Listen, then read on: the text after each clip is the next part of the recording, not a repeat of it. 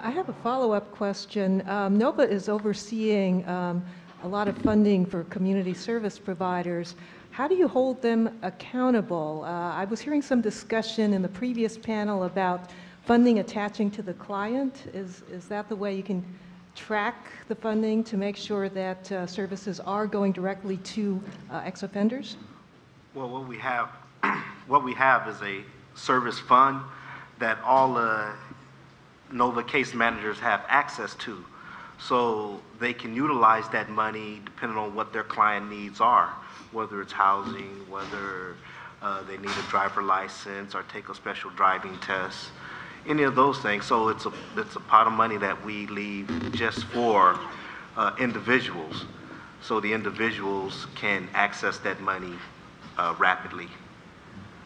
Let me give you an example. Allison West referred us a client the last few months. That client got out. There was a little housing provided. The person needed an address and was in the union previously. Apparently they had some union dues, cannot go back to work without the union dues paid. We pay the union dues and that client is working currently in a very short period of time. If he had not have had that, if we wouldn't have been able to respond immediately, then very likely he would have resorted back to what he was used to. JoAnn, I just want to answer your question a little bit about how to keep the offenders back inside the programs.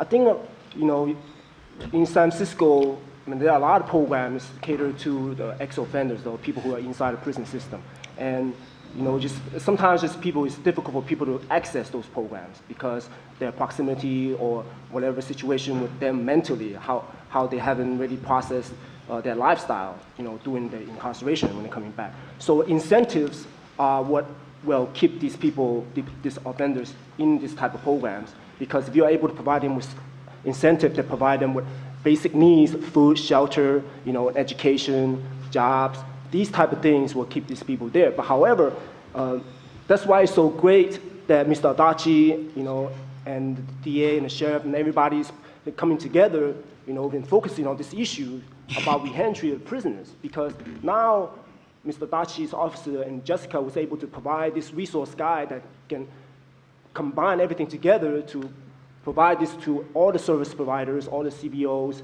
in the community. Hopefully this reach out to all the 33 state prisons. But and doing this panel discussion all day when we're talking about, all I hear is there are a lot of money involved in this thing. It's all about money, right? So that's why they call the prison system a prison industrial complex, because it's all about money and using this money by taking this money off of people's backs, off the human beings' backs, by using them. This, I hate to say it, but it's kind of like modern day slavery. And that's what it's all about, right? Because the reason, when we talk about reentry, that's one of the solutions to silence violence, to provide a safe environment for all San Franciscans and all Californians to live in. But the ultimate things we need to do is that we need to think about more than reentry. We need to think about abolition of this prison industry complex. So then they're no longer being able to use racial profiling on the poor. And that's what it's about. It's racial profiling on the poor people. I don't care if you're white, black, Mexican, you're in it. Because if you have over 2.1 million people locked up in the United States of America, we're being as the most democratic system in the world, there's something wrong with that. So we need to talk about more than just reentry. But in the meantime, let's work with the system and let's see what we can do. It takes a grassroots organization to do this. It takes movements. It takes collaboration with all ethnicities, all cultural backgrounds. If you're a human being, you're going to be affected by this somehow. You're going to be a victim. You're going to know somebody who's a victim. And let's talk about the victims, So these are the things that we need to take accountability for. As an ex-offender myself, I need to take accountability for my actions. So my incentive is to be able to help the youth, help the community, so no one going to be able to become the next victim. So I hope that we're able to, together, we're able to provide whatever knowledge and resources we have to continue to cater to these people, continue to try to change this system.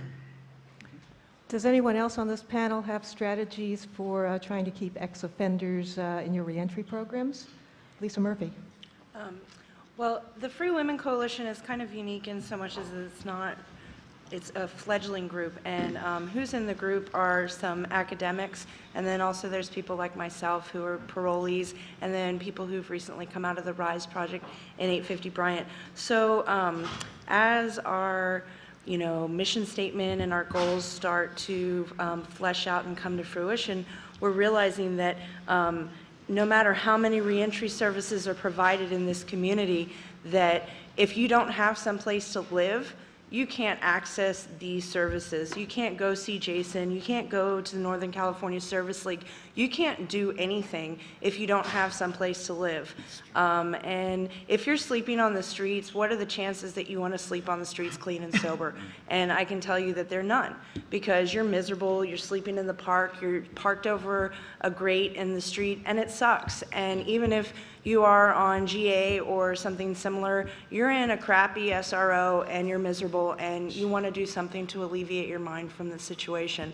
So one of our focuses is, as we move forward, is definitely addressing the housing situation as a whole. I mean, San Francisco in general right now, I mean, all across the board, not just people coming out of prison, but everybody has housing issues right now, unless you're really, really wealthy. And so we're trying to come up with something kind of unique, and maybe trying to think outside the box a little bit about how coming up with some solutions, because it's obvious that housing is a major problem. Thank you. One thing I would like to say about the Day Reporting Center, this center is going to be open 7 days a week. That to me, being an ex-offender, that to me is really important as a safe place for someone to come. And they'll also have access to workshops and everything right there on site, besides meals and tokens. The other piece of that is part of our clients. Some of our clients will have access to sober living. And every CBO in this county can tell you that's like gold. My issue is, what happens after you utilize your 6 months of, sober living?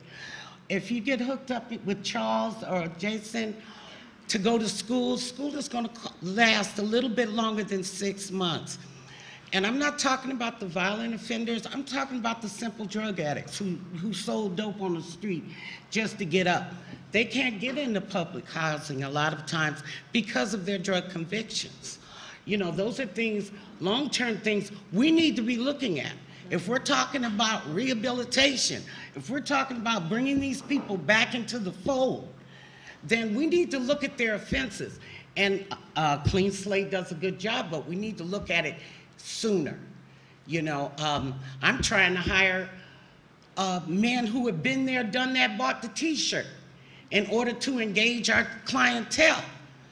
But I'm being told by CDCR they have to have 3 years off paper. Okay, off paper, just to be hired. And it's not even a CDC facility. So those are some of the things we need to look at as a community that we need to bring to the table. It's more than 6 months sober living if you really want to affect change in someone.